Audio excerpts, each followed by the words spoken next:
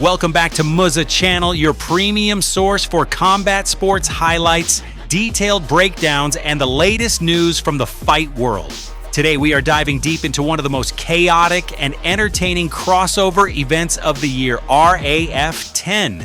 Real American Freestyle delivered a massive card in St. Louis, Missouri, bringing together elite freestyle wrestlers and some of the biggest superstars in mixed martial arts. In this video, we will review the most significant moments from the tournament. We will look at Aaron Pico returning to his roots and Arman Tsarukyan putting on a dominant masterclass against the legendary Tony Ferguson. But most importantly, we will break down the explosive main event between Khamzat Chimaev and Dillon Danis, which ended in a shocking post-match brawl that the combat sports community will not forget anytime soon. Before we get into the breakdown, please make sure to hit that subscribe button to Muzza Channel. Drop a like on this video and turn on notifications so you never miss an update from the fight world. RAF 10, held at the Chaifetz Arena, was a highly anticipated spectacle. The concept of taking professional MMA fighters and placing them in a pure freestyle wrestling environment has proven to be incredibly successful. It removes the threat of strikes and submissions, leaving only pure grappling technique, leverage, and raw physical power. The atmosphere was electric, bridging the gap between traditional wrestling fans and the mixed martial arts audience. The card featured 12 matches in total, blending Olympic-level talent with fan-favorite cage fighters. It was the perfect stage to see whose grappling fundamentals truly hold up when the cage doors are replaced by the open mat. One of the standout performances of the night came from the lightweight division, featuring Aaron Pico taking on Lance Palmer. As many hardcore fans know, before Aaron Pico was knocking people out in the cage, he was an absolute wrestling prodigy. He was a junior world medalist and an Olympic alternate at just 19 years old. Stepping back onto the wrestling mat at RAF 10, Pico looked right at home, facing a gritty veteran and four-time All-American in Lance Palmer. Pico showcased his incredible speed, precise level changes, and relentless chain wrestling. He was aggressive from the opening whistle, giving Palmer no room to breathe or set up his own offense. Pico beautifully transitioned from single legs to back takes, completely neutralizing Palmer's defensive guards.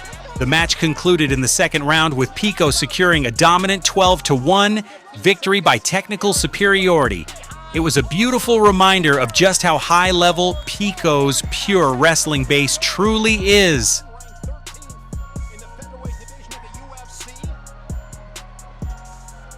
It's over with 59 seconds remaining in round number 2. Your winner by technical fall, Aaron Pico. Moving on to the co-main event, we witnessed a fascinating clash of generations and styles in the middleweight bracket.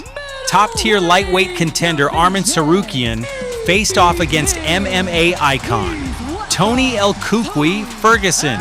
Tony Ferguson has always possessed a highly unorthodox grappling style, relying heavily on scrambles, Granby rolls, and an unbreakable fighting spirit.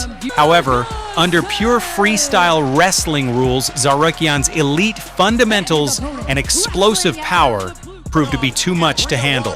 Arman controlled the pace immediately. He utilized his heavy hips, superior balance, and precise takedowns to constantly put Ferguson on the defensive, while Tony showed his usual heart and resilience, constantly trying to force scrambles. Tsarukyan systematically racked up points.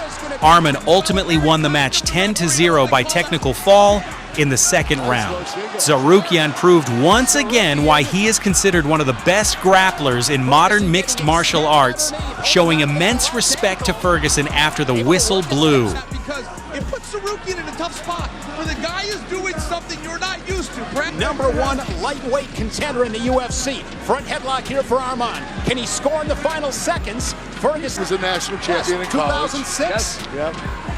NCAA at Grand Valley State University. Here we go. Tsarukyan. He's got him in the air. This would end it. Oh. It's definitely 4. Oh, that'll do it. Not as devastating. Wow. Well, it should be 4. It should be 4. It's still 10-0. The match is over, guys. It's over with 1 minute know what and amazes 22 me? Oh, seconds sorry. remaining in round number 2. Your winner by technical fall, Arman Batman Tsarukyan.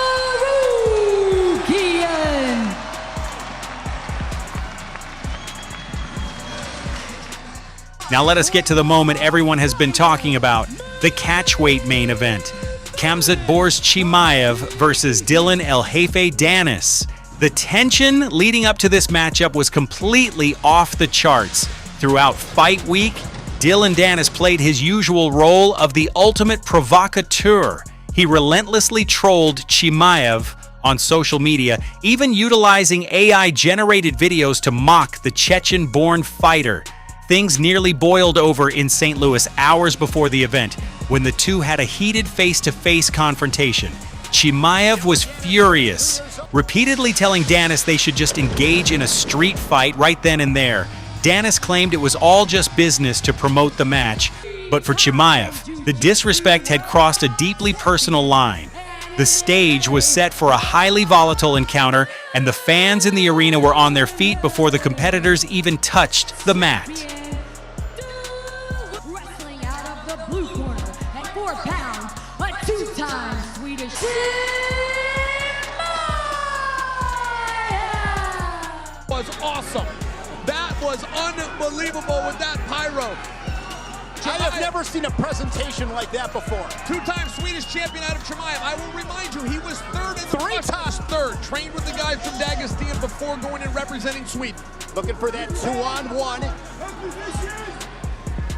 Chimaev is definitely a world-class wrestler. To do that in Russia, Captures that left leg and dumps Danis down to the mats. This is big trouble for Dillon Danis. He can Big jump. trouble. He can flip to the far side. Pick him He another. might get a fall here. And it's a fall for the Wolf.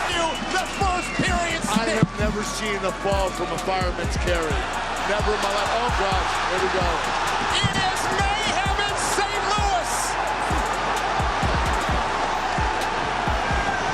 We saw a kick from Danis. Chimaev wasn't going to have it as he kicked him back. And just like that, about 150 people on the RAF stage.